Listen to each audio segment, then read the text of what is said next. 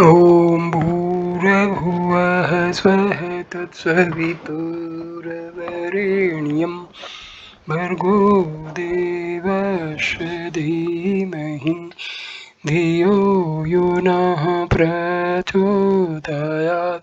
Om Shanti Shanti Shanti. Namaskar, my dear friend. This is video number 18 on Panchadasi of Swami Vidyarnaya. This video starts with part 4 of chapter 11, Residual Impressions of Bliss.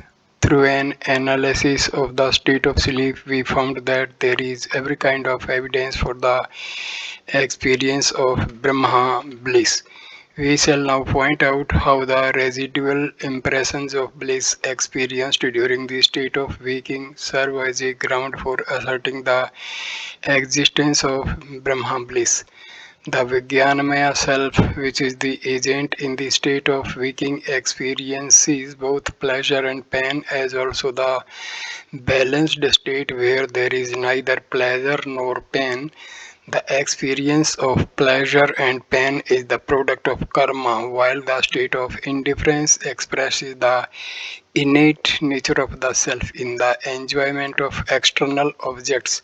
And in daydreams there is the experience of pleasure and pain, and in the intervals between pleasures and pains there is the experience of the state of silence, which is the expression of the real nature of the supreme bliss. In those moments of carefree indifference, man very often say we are free from anxieties and worries, we are happy. It must be noted, however, that even these moments do not directly manifest Brahma bliss, for what we have is only the residual impression of that supreme bliss. The direct manifestation of bliss is made impossible because it is obscured by egoity.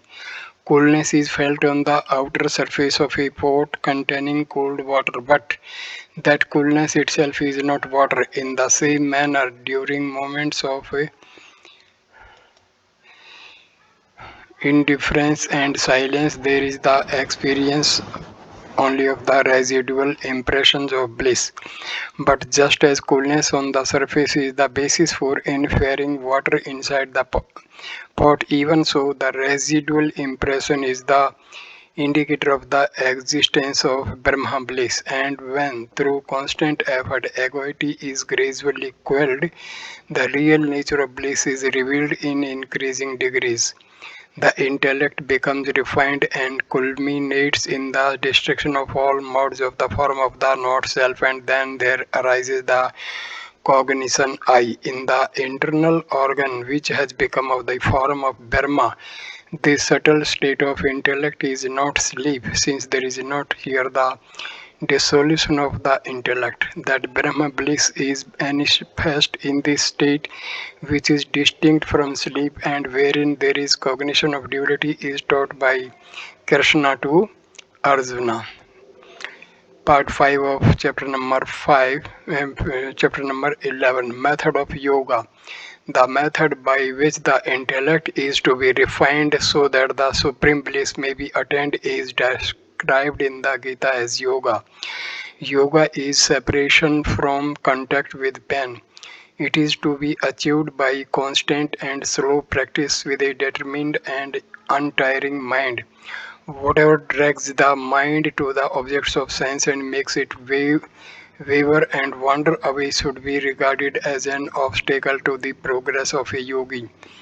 Renouncing all desires and restraining with his mind all his senses, the yogin should gain tranquility and with a steady and steadfast purpose concentrate his mind on the Supreme Self. When thus the mind is restrained and withheld from sense objects, and the intellect is refined and tranquility reached, the yogi experiences unexcellable bliss which is supersensible and grasped only by the intellect. The same method of tranquilizing the mind is taught in the Maitrayani Sakha by sage Sankhyanna to King Brihadartha. Whatever the mind thinks that it becomes when it is attached to the senses and the objects thereof, it gets muddled and mutilated, but when it is concentrated on Brahma, it becomes of that form.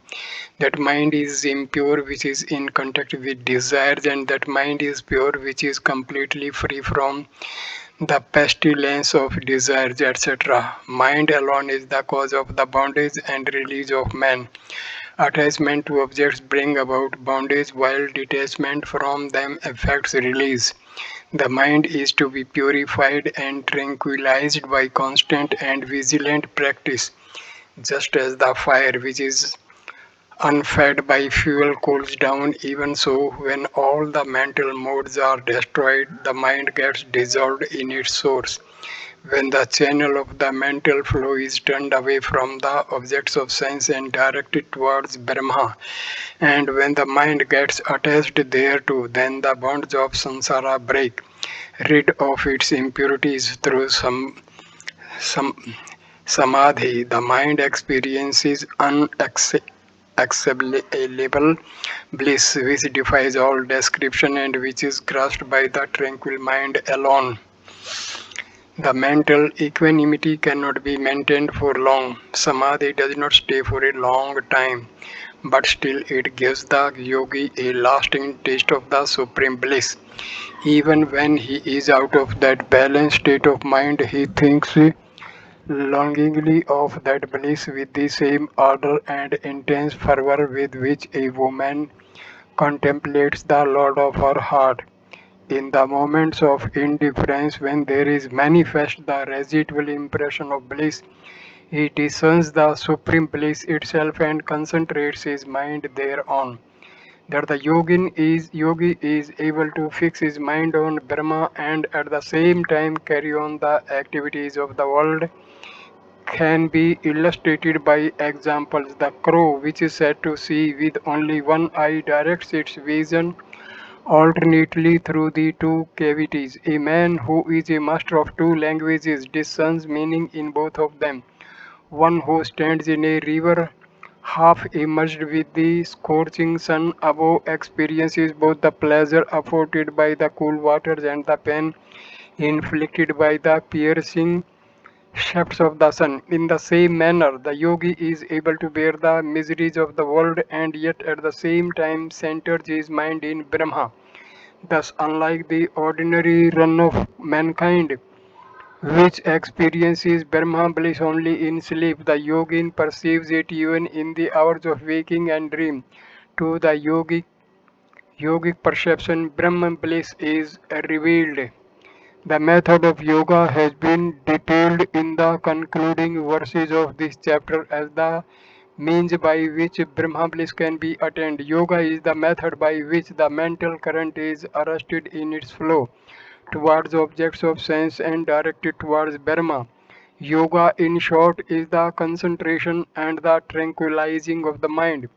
This method was explained in greater detail in the Dhyana Deepa, where a secondary place was assigned to it, priority being given to the method of inquiry jnana.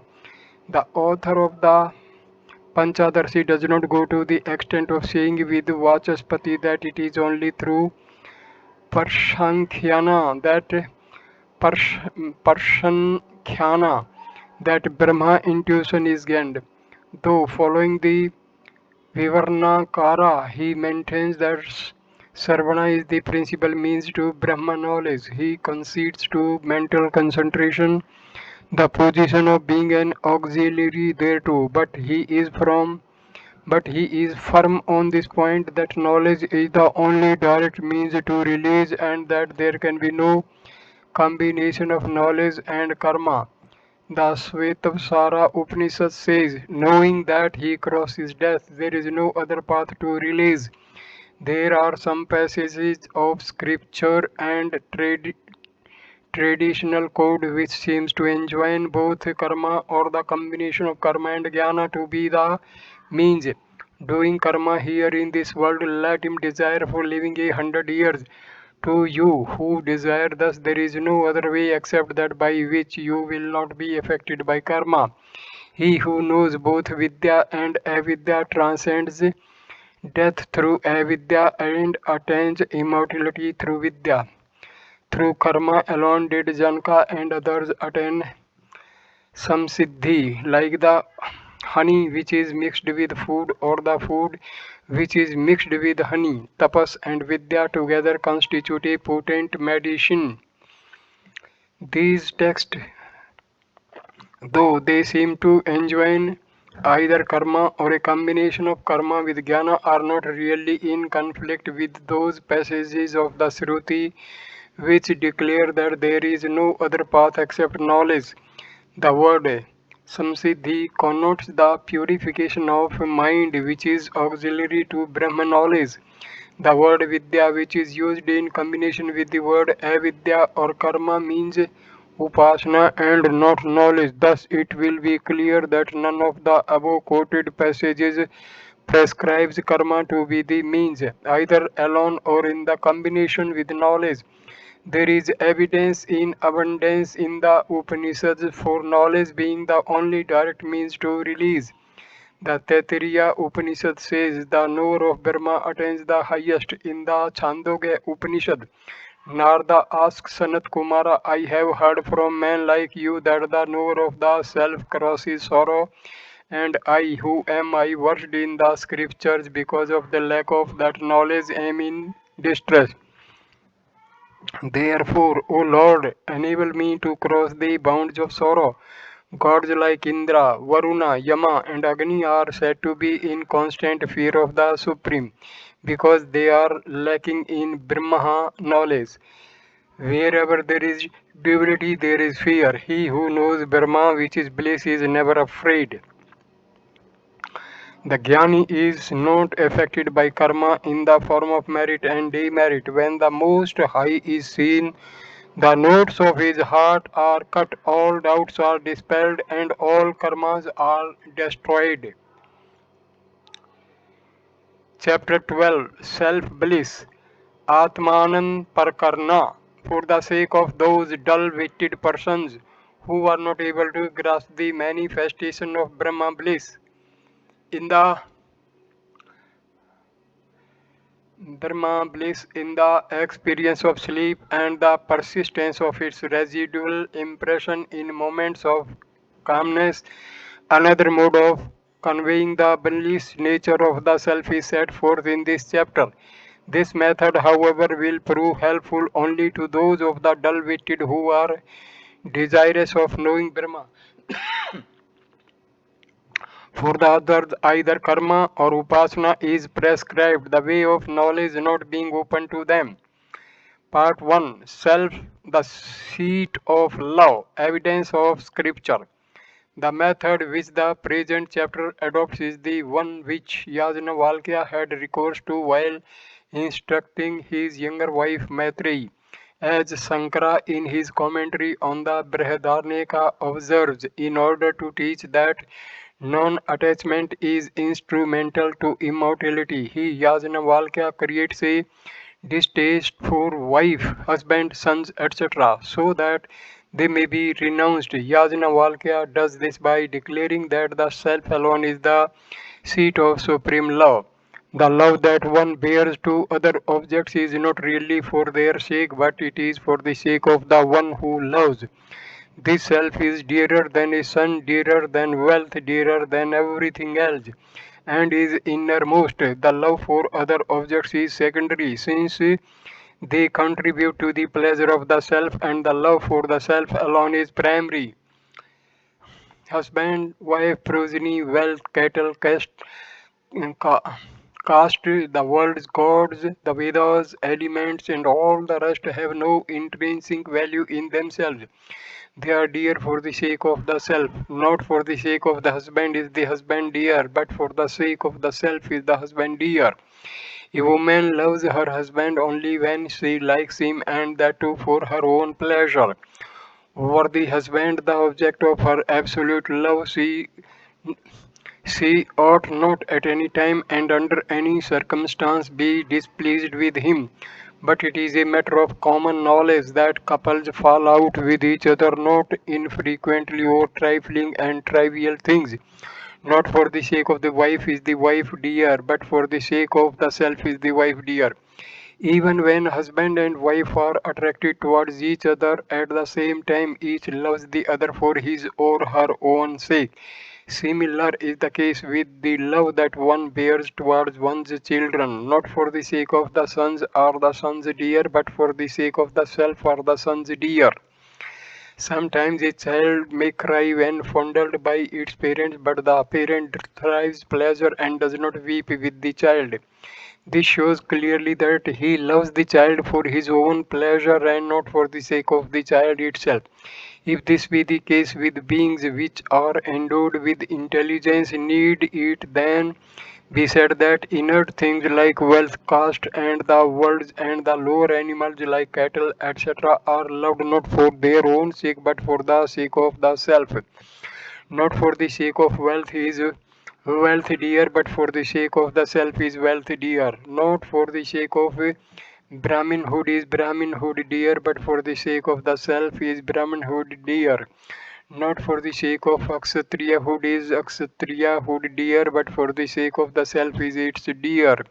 It is not for the sake of the world that they are dear, but for the sake of the self that they are dear. The gods like Vishnu are worshipped not without any ulterior motive.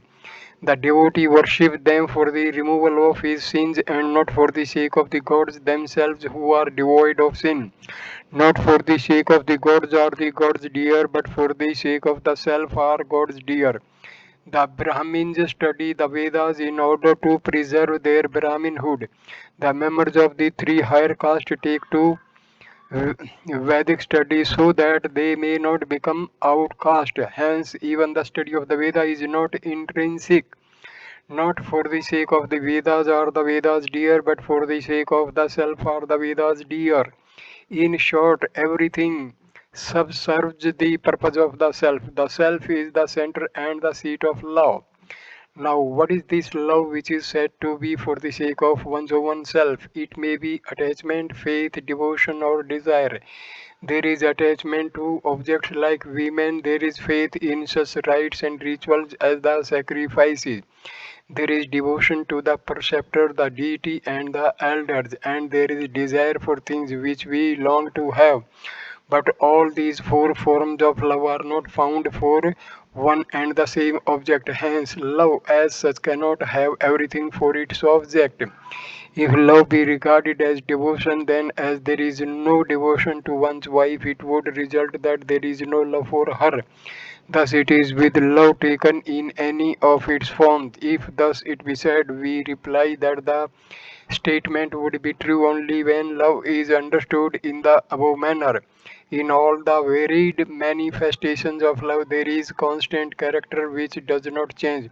That mode of the mind is called love, which has for its object pure pleasure or happiness. It cannot be said that this love is identical with desire, for unlike the latter, it is observed to have for its object those things which have perished as well as those which are procured. For may it be said that since love is seen for food, etc., which are the instruments of happiness, there may be love for the self, not because it is an end in itself, but because it is also a means of happiness for the inference. The self is fit to be a means to happiness because it is dear, like food, etc., is conditioned by an adjunct. Food, etc., possess the characteristic of being enjoyed. Bhogayavata. But the self is not what is enjoyed, it is the enjoyer, the subject of all experience. And to say that the self is its own object is a contradiction, for one and the same thing cannot be at the same time both the helper and the helped, the subject and the object. The happiness that is dependent on external objects excites mere love of a very low degree, but the self is the most lovable, the locus of supreme happiness. The happiness that is got from the objects of sense is not constant, whereas the happiness that is centered in the self is ever present without any inconstancy. When a person gets disgusted with a particular object which for some time has given him pleasure, he puts it by and takes to another object in the hope of finding happiness there. Thus, the pleasure which the objects yield is not constant. That the self is the seat of supreme love is shown by the fact that never does a person get a desire to destroy or relinquish the self. The self can neither be abandoned nor be accepted, neither be renounced nor be received. It cannot be said that because the self can neither be abandoned nor be accepted, there can be only indifference in respect thereof. For even if there were indifference, since the self is the subject, which has that indifference, it cannot be itself the object of indifference, nor may it be said that since when a man gets disgusted with himself owing to excessive attachment or aversion, he desires to put an end to his life. What was said before, that nobody desires to destroy the self, is wrong. For what the man who is tired of his life wants to do is to destroy his body, and the body verily is not the self. The jiva, which desires to abandon its body, is not the object of disgust. It is the body that is sought to be destroyed and not the self.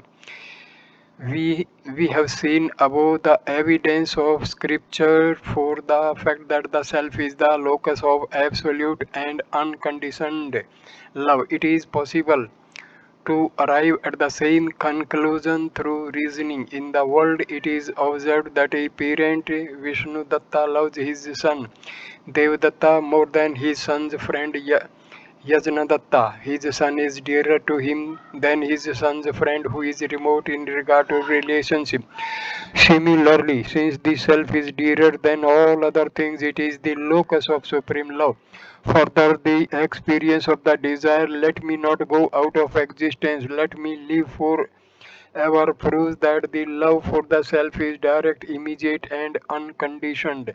Thus, it is established from scriptural statements, reasoning, and the evidence of experience that the self is the source of happiness and the locus of love. I conclude this video here. Thank you for watching. Please like, comment, and share the video. Subscribe the channel. Thanks a lot. Next video number 19 will start with part 2 of chapter number 12, Three Notions of Selfhood. Thanks you. Thank you. Namaskar.